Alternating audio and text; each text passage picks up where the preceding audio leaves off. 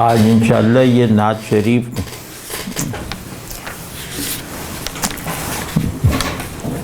تمام کر لیں گے.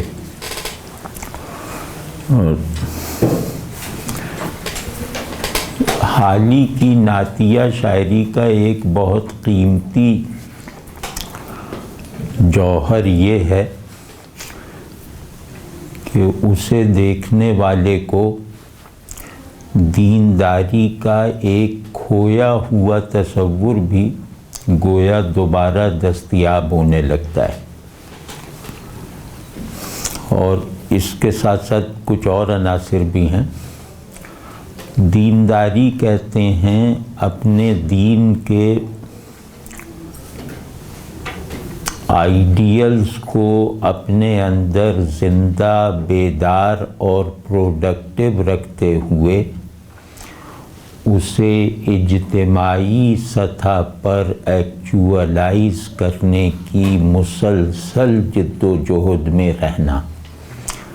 دینداری میں اگر ان دونوں میں سے کوئی ایک شرط بھی کمزور پڑی تو پھر دینداری کا جو تصور ہے وہ غلط ہے، دینداری کا جو زاویہ ہے وہ نادرست ہے. یعنی مسلمان ہونے کا مطلب ہے اپنے آپ کو درجۂ عظیمت پہ رکھنا، اپنے آپ کو ایمان کی مطلوبہ بلندیوں پر رکھنا، اپنے آپ کو رسول اللہ صلی اللہ علیہ وسلم کے بتائے ہوئے اخلاقی کمالات کا حامل رکھنا، اور اس کے ساتھ ہی ساتھ ان تمام ایمانی، ذہنی اور اخلاقی آئیڈیلز کو جس معاشرے میں ہم رہتے ہیں اس معاشرے میں ایکچوئلائز کرنے یعنی پھیلانے کی کوشش کرنا، چاہے اس کوشش کا زاویہ کوئی بھی ہو. یعنی دین کا بیج انفرادیت میں ہے، اس بیج کے درخت بننے کا عمل دین کی اجتماعی برکتوں اور رحمتوں کو پھیلانے سے مشروط ہیں، اس سے عبارت ہیں. تو اگر کوئی شخص ان دونوں مطالبات میں سے کسی ایک میں بھی کمزور یا غافل رہا، یا کسی دیندار آدمی نے دین کے ان دو بیسک مطالبات کے درمیان پایا جانے والا فطری توازن برقرار نہ رکھا، تو اس کی دینداری خودرائی اور ہوا پرستی کا ارتکاب کہلا سکتی ہے. مطلب پھر اس کی دینداری رسول اللہ صلی اللہ علیہ وسلم کی غیر مشروط اطاعت اور اتباع سے اور اللہ کی خشیت اور اللہ کی محبت سے نہیں پیدا ہوئی. اس نے اپنی دینداری کے اصولوں میں خود اپنے خیالات اور خواہشات کی آمیزش کر لی ہے.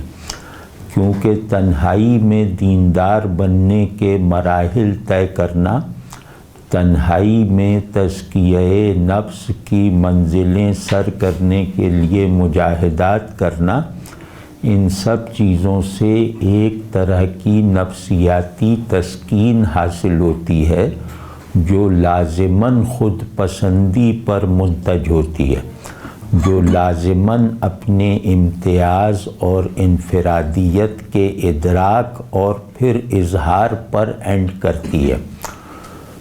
تو اس میں ظاہر ہے کہ وہ تنہائی جو معاشرے سے غیر متعلق ہو، وہ انفرادیت جو اپنی ہم اصل اجتماعیت سے لا تعلق ہو، اس میں لازم ہے کہ خیالات اور خواہشات کی آمیزش ہو جائے. یہ بات یاد رکھنے کی ہے. تو اسلام نے رسول اللہ صلی اللہ علیہ وسلم کی معجزانہ ذات اقدس کے ذریعے سے ہمیں یہ دکھا دیا ہے اور ہمارے دین کا یہ مزاج ہی گویا مجسم کر دیا ہے، اللہ کی اس مرضی کو گویا پورا کا پورا ہمارے سامنے لے آیا ہے کہ دین میں فرد کی تکمیل اور معاشرے کی تکمیل کا اصول ایک ہے، اور بس اس کی مثال یہی ہے کہ انفرادیت ہو یا اجتماعیت، دونوں کی تشکیل ایک ہی طرح کے سامان تعمیر سے ہوتی ہے، ایک ہی رخ پر ہوتی ہے، ایک ہی بنیاد پہ ہوتی ہے، ایک ہی طرح کی اینٹوں سے ہوتی ہے، بس فرق صرف ترتیب میں ہے۔ ترتیب یہی ہے کہ بیج ترتیب میں درخت سے مقدم ہے، تو لہٰذا انفرادی اصلاح مقدم ہے، پہلے ہے اجتماعی اصلاح سے۔ تو اور ظاہر اجتماعی اصلاح کا مطلب یہ ہے کسی معاشرے کی اصلاح ہو جائے تو اس کا ایک مطلب یہی ہے کہ اس معاشرے کے تمام افراد یا اکثر افراد یا مؤثر افراد، اس معاشرے کے مؤثر افراد اپنی اصلاح میں مخلص اور سچے ہیں۔ تو ایک تو یہ مولانا حالی صاحب کے ہاں یہ بہت زور سے نظر آتا ہے اور پرتاثیر انداز سے سننے اور پڑھنے والے میں منتقل ہو سکتا ہے اگر آدمی اس صحیح رخ پر بیٹھ کر اس کو سنے یا پڑھے۔ دوسرا یہ ہے کہ جس دین کے مقاصد اجتماعی ہوں، یعنی اس دین کے مبادی انفرادی ہیں، مقاصد اجتماعی ہیں، تو یہ کیسے ہو سکتا ہے کہ اس دین کے ماننے والوں میں اگر کوئی دنیاوی تنزل آ گیا ہو، اگر اس دین کے ماننے والے معاشی یا علمی بدحالی میں مبتلا ہوں، اس دین کے ماننے والے دنیا کی ترقی سے محروم ہوں، تو یہ کیسے ہو سکتا ہے کہ اس دین سے سچا تعلق رکھنے والا آدمی اس تنزل پر کڑھنے سے باز رہے؟ تو دین نام ہے خیر خواہی کا، خیر خواہی کا مطلب ہے کہ دنیا میں بھی تمہیں اچھا دیکھنا چاہتے ہیں اور آخرت میں بھی تمہیں سرخرو دیکھنے کی تمنا ہے۔ خیر خواہی دنیا کو ایکسکلیوڈ کر کے نہیں ہے، دنیا کو منہا کر کے نہیں ہے، اور نہ آخرت سے منہ موڑ کر ہے۔ خیر خواہی ان دونوں میں ہے کہ جو آپ کا آخرت میں خیر خواہ ہے وہ یقیناً آپ کی ٹھیٹ دنیاوی تکلیفوں پر بھی فکر مند ہوگا، اور جو آخرت میں آپ کی بھلائی چاہتا ہے وہ دنیاوی راحتوں کے بیچوں بیچ رہتے ہوئے جب آپ کو آخرت کی طرف سے غافل دیکھے گا تو اس پر افسوس کرے گا، آپ کو متوجہ کرنے کی کوشش کرے گا۔ تو دین کا ایک سچا داعی وہی ہوتا ہے جو اس خیر خواہی کو اپنی ذات سے اپنے مخاطب اور اپنی آڈینس میں کنوے کرے، اور جو رسول اللہ صلی اللہ علیہ وسلم کی اس سنت تعلق پر چلے کہ تمہاری ہر پریشانی پر میں فکر مند ہوں گا، چاہے وہ پریشانی دنیاوی امور سے متعلق ہو چاہے اخروی معاملات سے اس کا تعلق ہو۔ تو حالی نے یہ جو تقریباً اس زمانے میں بھولا ہوا سبق یاد دلایا کہ مذہبیت کے نام پہ کچھ لا تعلق طبقات پیدا ہو گئے تھے جنہوں نے دین کے اجتماعی مقاصد کا تصور تعلیم و تعلم تک یا کچھ محدود دائروں تک بند کر رکھا تھا۔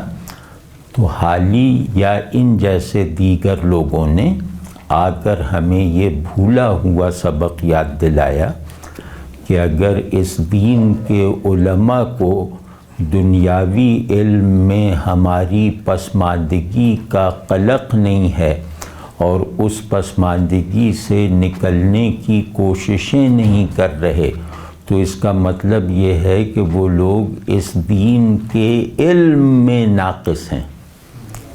واضح ہے نا؟ وہ دینی علم ناقص ہے جو دنیاوی علوم میں پیچھے رہنے پر راضی ہو جائے. واضح ہے نا؟ دین کے علم کا کیا مطلب ہے؟ کہ حق غالب ہے ذہن کی پوری دنیا پر. علم کہتے ہیں اس امر کو جو ذہن کے ماحول کو بنائے یا بگاڑے. جو ذہن پر غالب آ جائے جو امر، وہ علم ہے. تو علم کہتے ہیں کہ ذہن کی دنیا پر حکومت چلا سکنے والے اصول کو. تو ذہن کے جو کانٹینٹس دنیاوی ہیں، اگر میرا دینی علم ان پر حکومت نہیں کر رہا اور ان کی کفالت نہیں کر رہا، تو میں نے دینی علم حاصل کرنے یا دینی علم کے بارے میں تصور قائم کرنے میں کوئی کوتاہی کی ہے. حق کا علم ہو ہی نہیں سکتا جب تک کہ وہ خلق کے پورے حقائق بھی فراہم کرنے کی ذمہ داری نہ لے. یہ کبھی ہو سکتا ہے کہ آدمی حق سے با علم ہو اور خلق سے جاہل ہو؟ یہ کبھی نہیں ہو سکتا. واضح ہے نا؟ تو یہ وہ لوگ ہیں جنہوں نے آ کے ہمیں یہ سبق یاد دلایا کہ حق سے جڑنا، خلق پر غالب رہنا ہے، حق کو جاننا، خلق کو اچھی طرح پہچاننا ہے. یعنی بھی ہے مطلب وہ اس. تو ان کے سامنے کیونکہ یہ امت اخلاقی بحران میں بھی تھی، علمی زوال میں بھی تھی، دنیاوی پسماندگی میں بھی تھی، معاشی دست نگری میں بھی تھی، سیاسی غلامی میں بھی تھی. غرض کسی قوم یا تہذیب کو پیش آ سکنے والے تمام اسباب زوال عہد حالی میں مجتمع حالت میں بر صغیر کے مسلمانوں میں موجود تھے. تو اس میں ایک شخص اس طرف اپنی کارکردگی دکھا رہا ہے کہ دنیا میں پست رہ جانے والا داعی کی حیثیت سے منبر پر بیٹھنے کے لائق نہیں ہے. میں جس کی غلامی کروں گا اس کا ہادی نہیں بن سکتا. تو دنیا میں غلام رہنا چھوڑ دو، تب حق کو غالب کرنے کی جد و جہد کر سکو گے. تو دنیا میں غلامی کے سیاسی، معاشی، اخلاقی جتنے بھی معروف اسباب ہیں، ان سب اسباب میں خود کو بہتر کرنے کی کوشش کرنا، یہ بحیثیت امت ایک فریضہ دینی ہے. تو اس تناظر میں حالی کو دیکھیں. حالی مسلمانان بر صغیر کی شعری روایت میں پہلے آدمی ہیں جنہوں نے اس طرح کا سماجی، اخلاقی اور تہذیبی پرسپیکٹو شاعری کا موضوع بنا کر دکھایا ہے. اس سے پہلے کوئی مثال نہیں ہے. ٹھیک ہے؟ واضح ہے یہ بات. تو اب یہ ہم نے پڑھا تھا کہ گو قوم میں تیری نہیں اب کوئی بڑائی. یہ رسول اللہ صلی اللہ علیہ وسلم کو مخاطب کر کے عرض کیا جا رہا ہے کہ گو قوم میں تیری نہیں اب کوئی بڑائی، پر نام تیری قوم کا یہاں اب بھی بڑا ہے. کہ تیری قوم میں خود اپنی طرف سے تو کوئی بڑائی نہیں رہ گئی، لیکن کیونکہ اس قوم کا نام تیرا دیا ہوا، اللہ کا بھیجا اور اتارا ہوا ہے، تو اس نام سے حق ظاہر ہے. یہ قوم اس نام کی مالک تھوڑی ہے. تو یہ تو آپ صلی اللہ علیہ وسلم کی معجزانہ شان ہے، یہ حق کی بڑائی ہے، یہ اللہ کی عظمت ہے کہ اسلام یا مسلمان کا نام مسلمانوں کی درماندگی اور پستی کے باوجود ابھی بھی رعب اور بڑائی رکھتا ہے غیروں پر. ٹھیک ہے نا؟ یہ اس شعر کا مفہوم ہے. کہ اب یہاں تک ہم نے پڑھ لیا تھا. اسی کے تسلسل میں اگلا شعر ہے کہ ڈر ہے کہیں یہ نام بھی مٹ جائے نہ آخر. ڈر ہے کہیں یہ نام بھی مٹ جائے نہ آخر، مدت سے اسے دور زماں میٹ رہا ہے. اب میٹ رہا ہے، یہ ایک اچھا روزمرہ بھی علم میں آ جائے گا. میٹ رہا ہے یعنی مٹا رہا ہے.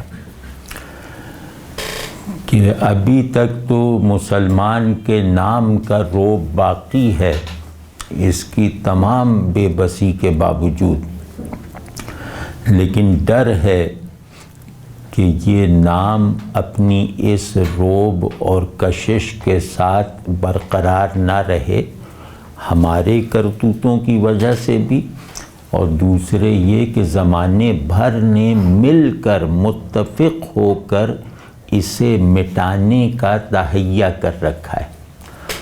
تو گویا دنیا اس بات پر متفق ہو گئی ہے کہ مسلمان کے نام میں جو ایک کشش اور عظمت رہ گئی ہے اس کشش اور عظمت کا بھی خاتمہ کر دیا جائے. اور یہ بالکل یہ عین وہی حالات ہیں جو ہم فیس کر رہے ہیں. تو اب میں کچھ شعر ایسی روانی سے پڑھتا ہوں کیونکہ بہت صاف اور سادہ اشعار ہیں منتخب کر کے.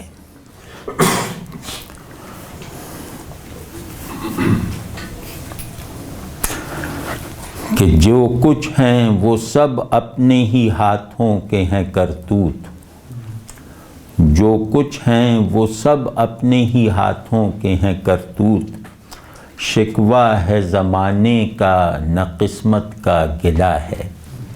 بس اس میں ارادہ نہیں تھا، لیکن زمانے اور قسمت میں ایک چیز ہے کہ زمانے کا شکوہ یہ ہے کہ غیروں کی سازشوں کا شکوہ نہیں ہے، اور قسمت کا گلہ یہ کہ ہمارے نصیب ہی میں یہ لکھا ہوا تھا. تو نہ تجھ سے کوئی شکایت ہے نہ اپنے دشمنوں سے کوئی شکایت ہے. اگر یہ سب ہم بھگت رہے ہیں تو یہ اپنا ہی بویا ہوا کاٹ رہے ہیں. کیا کہنے کیپٹلزم کی دنیا میں قوموں کے آگے بڑھنے اور رہنے کا انداز کیا ہوتا ہے. ممکن ہے مولانا کے پیش نظر نہ ہو، لیکن اس میں کیسے معنی نکلتے ہیں کہ ملتی نہیں ایک بوند بھی پانی کی جہاں مفت، ملتی نہیں ایک بوند بھی پانی کی جہاں مفت، وہاں قافلہ سب گھر سے تہی دست چلا ہے. سبحان اللہ سبحان اللہ. یہ سمجھے نا کہ اس دنیا میں ہر چیز خریدنی پڑتی ہے، اور ہمارا یہ حال ہے کہ ہماری جیب میں کسی بھی چیز کی کوئی معاشی، اخلاقی یا عقلی اور علمی قیمت نہیں ہے.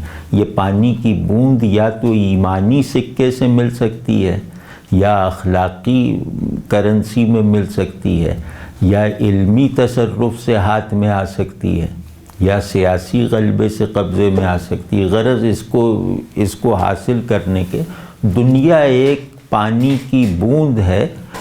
اس کو خریدنے کا بھی کوئی سکہ ہماری جیب میں نہیں ہے، نہ ایمانی، نہ اخلاقی، نہ علمی، نہ سیاسی، نہ معاشی. تو آپ سمجھیں کیسی بے رحم دنیا کی پیش بینی کر لی تھی کہ کیپٹلزم سے بننے والی دنیا پوری کی پوری یہی ہے کہ یہ ساحل پہ کھڑے ہونے والوں سے سمندر کی ایک ایک بوند کی قیمت وصول کرتے ہیں.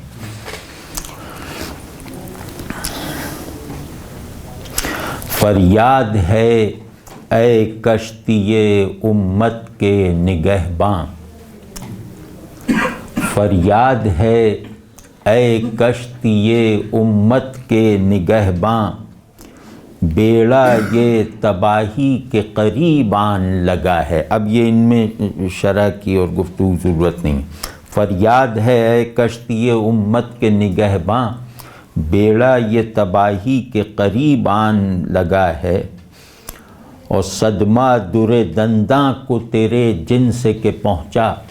احد کا جو واقعہ ہے نا، صدمہ در دنداں کو تیرے جن سے کہ پہنچا، کی ان کے لیے تو نے بھلائی کی دعا ہے، کی تو نے خطا عفو ہے ان کی نکشوں کی، کھانے میں جنہوں نے کہ تجھے زہر دیا ہے. اب متوجہ فرما رہے ہیں کہ ہمارے لیے بھی کیوں نہیں دعا فرمائیں. 100 بار تیرا دیکھ کہ عفو اور ترحم ہر باغی و سرکش کا سر آخر کو جھکا ہے۔ عفو اور ترحم میں فرق جانتے ہیں کیا ہے؟ دونوں میں بخشش اور معافی مشترک ہے، لیکن ان میں فرق کیا ہے؟ عفو معافی مانگنے پر معاف کرنا، ترحم معافی مانگے بغیر معاف کر دینا۔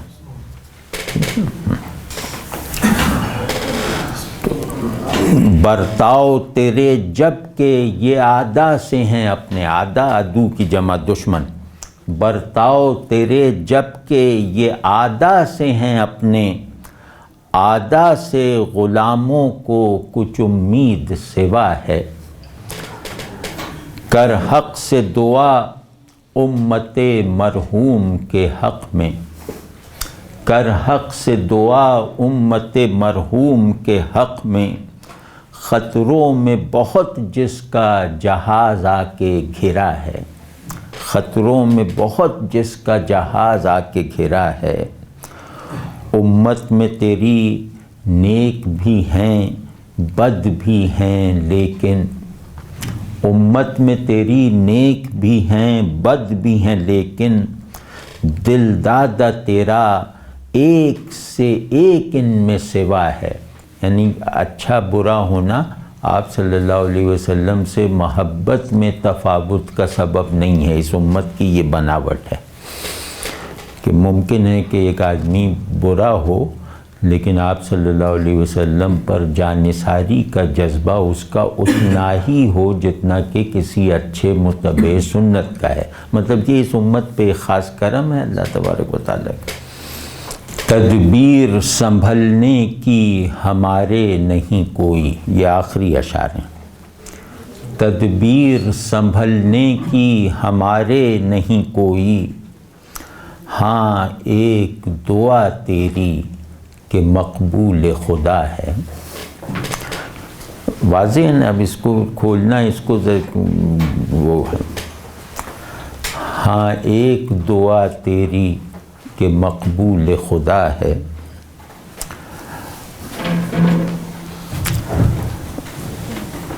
خود جاہ کے طالب ہیں نہ عزت کے ہیں خواہاں، خود جاہ کے طالب ہیں، یہ ہم ان لوگوں کے لیے ہے آج کل جو دائی ہیں یا لیڈر، خود جاہ کے طالب ہیں نہ عزت کے ہیں خواہاں، پر فکر تیرے دین کی عزت کی صدا ہے۔ کہ ہم اپنے لیے کچھ نہیں چاہتے، ہم تو چاہتے ہیں کہ حق غالب رہے، ہم چاہے مٹے ہوئے رہیں چھپے ہوئے رہیں، حق ظاہر رہے، حق غالب رہے۔ ہاں حالیے گستاخ نہ بڑھ حد ادب سے، ہاں حالیے گستاخ نہ بڑھ حد ادب سے، باتوں سے ٹپکتا تیری اب صاف گلہ ہے۔ مطلب اتنا زیادہ رونا تو نے رو دیا ہے اپنی بدحالی کا کہ اسے کہیں گلہ، اس شکوے کی سرحد بالکل قریب آ پہنچی ہے، تو بس اب حد ادب ہے، یعنی اب رک جاؤ۔ ہے یہ بھی خبر تجھ کو کہ ہے کون مخاطب، ہے یہ بھی خبر تجھ کو کہ ہے کون مخاطب، یا جنبش لب خارج از آہنگ خطا ہے۔ سبحان اللہ، یعنی اسناد کی عجیب خوبی ہے کہ اس کا پہلا اور آخری مصرع جیسے آفاقی ہے۔ پہلا وہ اے خاصہ اے خاصان رسول وقت دعا ہے صلی اللہ علیہ وسلم، اور یا جنبش لب خارج از آہنگ خطا ہے۔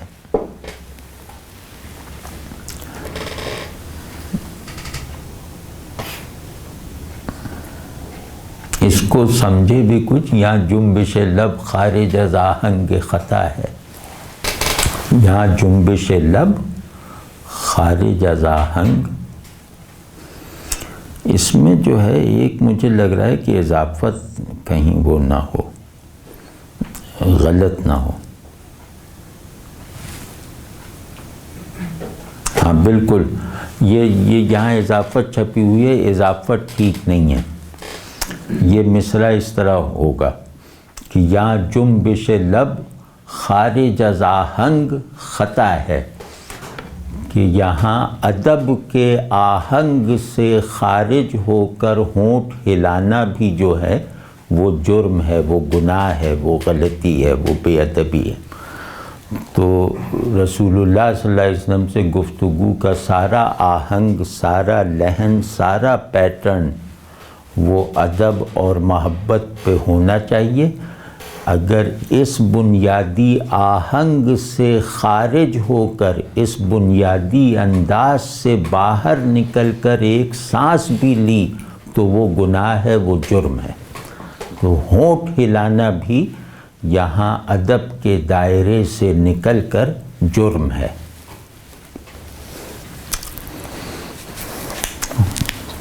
تو یہ الحمدللہ یہ نعت شریف ہم نے اس کا اکثر حصہ پڑھ لیا ہے.